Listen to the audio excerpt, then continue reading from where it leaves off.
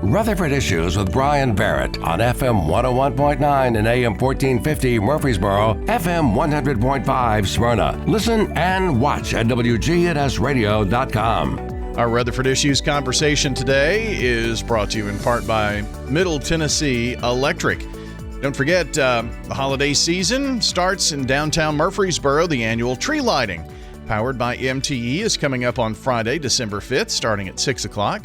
Caroling, Santa, the entire whole works there, you know. The sparkling Christmas tree, brand new this year too, by the way. It's all powered by Middle Tennessee Electric. December 5th, celebrate downtown. We have Brent Carter joining us from Rutherford County Emergency Medical Services. I haven't been since the discussion was happening about the tree, but I think the old tree you said it was gone now, right? Pretty sure, yes. Yeah. That's what I heard. It's gone. Okay. Yeah, they're getting ready to put up that new one. Yeah. You know. It's going to go up and then come down and up and down, I think, maybe. That's... We'll see. Yes, sir. I guess so that keeps us today? from having to chop a tree down somewhere. There have been plenty of trees chopped down, as many homes as we've got in Rutherford County. Oh, my gosh. It's crazy. I mean, it is. They're just growing everywhere. It seems like these farmers are getting rid of their farming dirt and putting up a housing development. Yeah, as tough as it is to make it as a farmer, I guess. I don't know what the answer is to that, but as we're growing in an explosive manner, that also means we need emergency medical services even more. And we need more. Apparently. We need more. I hate to sound like a broken record every time I come on here, but we just keep to get busier and busier. You know, just right now, currently, for the calls volume that we run Monday and Tuesday, we're at like 275 911 calls. That's not including anything that started today. So that's in 2 days. That's in 2 days. We run 275 911 calls. So let's kind of break that down. And let's take Monday. You said 140 calls on Monday, right? 135 on Monday and 140 yesterday. Okay. In 12 hours, or 24 hours, excuse me. So 18 trucks. 18 trucks. So you're talking about 18 trucks and 140. Yes, sir. Are they ever at the station? Not very often. And then they get caught in the vortex, bringing people in. We call it the vortex, taking them into the hospital. So Eagleville, they could run a call in Christiana if Christiana's out, and they're the closest truck on their way back to Eagleville. So it just, with all these trucks being GPS, like I said in the past, you call 911, you're going to get the closest truck, no matter where they're at, or where their station is at, I should say. Yes, sir. Well, that is an average of 7.7777 calls. 8 calls per truck. Yeah. So 8 calls per truck in 24 hours. 24 hours. Yeah. And average call, we'll say an hour. Some of the outlying stations, Las Casas, Walter Hill, Kittrell, they hour and a half, maybe 2 hours. By the time they get in and hopefully get back to their station, just depends on how busy them phone calls come in. Yeah. And it's just going to get worse because they're building, as well as I do, and I mean, everybody else knows. Yeah. Anywhere and everywhere, they're going to put a house. Talking about 600 plus square miles of Rutherford County, too. So. Yep. Rutherford County City. Yeah. It's all going to tie together. That's it. So, I mean, you've got a truck that has to answer a call in Laverne, for instance. Mm-hmm. If the closest hospital is Nashville, is that where they head to? Or? Oh, yeah. I mean, we will transport where you want to go. As long as to any hospital that touches our county. That's our rules. So if you want to go to Vandy, or you want to go to Woodbury, or you want to go to Williamson, you're going. So that's where we'll transport you to. Manchester. If you're able to make that call, I guess. Yeah. Otherwise, do you just go to the closest? Is that... Depending on the call, if it's an emergency call and a really critical patient, yes, we will go to the closest hospital. Yeah. But if it's just a possible broken arm or whatever, heart attacks, things like that, we'll probably go to the closest. Strokes, we're going to go to the closest. Mm-hmm. Trauma, major trauma, we're going to go to the closest. And then get them stabilized. And then probably transport them to, the appropriate hospitals after that. I know that, we've got an ER up on Veterans, and there are other ERs. West Lawn, and there are others that so are. We've got West Lawn, St. Thomas, Saints and St. Thomas, and then Stonecrest. There are three major ones that we transport to. And more that are coming, smaller ERs, I think. From what I've heard, some standalone ERs, maybe 4 or 5 rooms. And I don't know which HCA, Vandy, I've heard rumors, but I think with MMC's new addition over on Lascassas Pike, there's going to be some Ascension rooms there, so I guess that will help. I know doctors' offices are getting. Some of them are going to move over there, but I haven't heard anything on an ER, a standalone ER. As we grow, that's going to be something that at least maybe helps. Oh yeah. But and that area is really growing. Yeah, silently, really. We thought Lascassas, that public safety building, was going to be a little bit slower, but they're running quite a few calls. I mean, it's all of them are Kittrell, all of them. I think I say last area to grow, but the Memorial Boulevard has really kind of grown on almost out to Jefferson Pike and Walter Hill School, and so we're going to grow out toward Lebanon that way. That's why I said we're all going to start touching. Pretty soon you're going to be able to leave downtown Murfreesboro and drive to Laverne and not even know it. Yeah. There's not even going to be any gaps. It's going to go from houses to houses to lights to lights. So, I mean, how long can we do this with 18? It's as long as it takes. We're trying to grow. We're trying to get in with, Laverne and Smyrna and get some more trucks up there because it's growing just as fast as we are down here.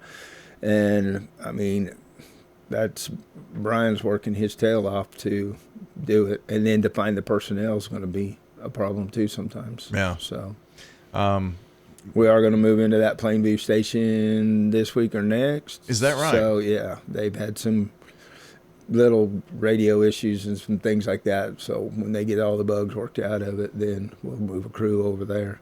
Boy, if you thought, I thought when they built the school out that direction too, that was like, wow, this is really out there. And it is. It is. But there's stuff growing up all around it.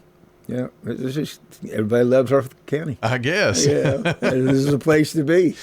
As that continues to happen though, I mean, you guys are, I can't see you being we're not less down. busy than you are now. We're not going to slow down. It's just going to get worse, So, like I said, Brian's working his tail off and to try to get with the county and see where we can grow and what everybody can afford to throw some more trucks out there to take a load off of the busy ones right now. I mean, right now, Blackman Station, which is across the street from the Blackman Elementary School, that's been the busiest truck, running over 300 calls a month by themselves, 300 plus calls. Wow.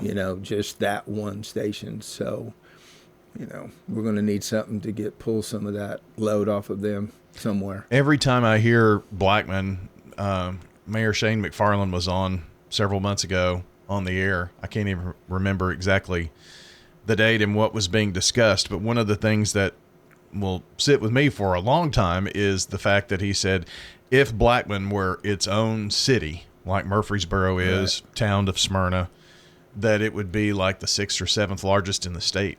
Wow. Right now. That's how many people are in Blackman already. And it's how many growing. Times have they changed the school zones? Well, true. It just... And they're building another middle school out there right now. Smyrna's hitting their boundary lines. Laverne's hitting their boundary line. We're already hitting ours. Yeah. You can still go south and a little bit east towards Eagleville and, out towards Manchester Highway. But, Manchester Highway's building like crazy, too. Yeah. Well, Blackman's kind of growing into Smyrna where Stewart's Creek is. Yep. They're growing together there. And then, you mentioned Eagleville. If you haven't been, we did a football game in Eagleville a couple of weeks ago, and the easiest way for me to get to Eagleville at that time of the day is to go 840 to Tri-Unit and go around the backside. Yeah, exactly.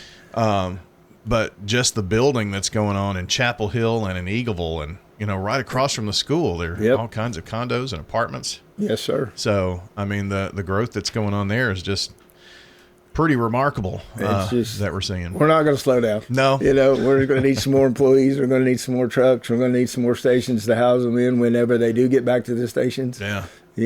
So part of growth. That's it. Well, something that you all are helping with, I want to make sure we have time to mention here real quick, and that is a food drive that's going on, and you're helping out Rutherford County Schools Atlas program, which is for students who are considered homeless, whether it be that, they're from bed to bed or, whatever the situation is. Not eating correctly. Right. And need a little help on, getting their bellies full. So whether it be mornings or nights, but yes, we are helping out. If anybody's interested in helping or dropping off food, our 611 East Lytle Street, our administration building, is going to collect some foods there. If a station's closer to you, I know they would accept it, and we can get it over there to the Lytle Street station where Atlas can come pick it up. Now, what you need to think about is stuff that can be easily warmed up in a microwave or, easily eaten. So, like the Chef Boyardee pastas that you put the plastic top on and warm up in the microwave. The canned Macaroni and tunas, cheese. the canned chickens, beef jerky, snacks, granola bars, so they can have a little bit throughout their day. Yeah, and think of those canned food items that have the pop tops on them, not those that have to have can openers. Yeah, yes, sir. Yeah, because not everybody has that kind of a situation. How long is this going on? It doesn't have a date on it. It doesn't have a date on it, so it's until we stop getting food. Okay. I guess. Yeah. I mean, school season is not over till June? Yeah. So let's rock on, do the best we can to help feed some of these kids in Rutherford County. Yeah. This is what I like about it is we're taking care of our own, and Atlas is a great program to help get it started and go, to keep it all in Rutherford County, because it's all going to go to Rutherford County schools. We're not going outside. Well, that's a wonderful thing to be doing, and so as long as you can go pick those things up, you can take food, and the cash donations will be used to go out and buy those types of foods. Yes, sir. And those can also, if you want to do a cash donation towards that Atlas program, they can also go to 611 East Lytle Street. Okay. Very good. And that's kind of the admin. That's where all of our admin, that matter. That's where our director and our assistant director and our education director, and then all the ladies that help collect and pay bills. Yeah. And there are plenty of those. Plenty of those. Yes, sir. Well, Brent, I appreciate you coming in today. I appreciate being here. All right. Brent Carter joining us with Rutherford County Emergency Medical Services, and that's going to wrap us up. We've got Middle Tennessee basketball coming up at the top of the hour, so hope you will stay tuned for that here on WGNS.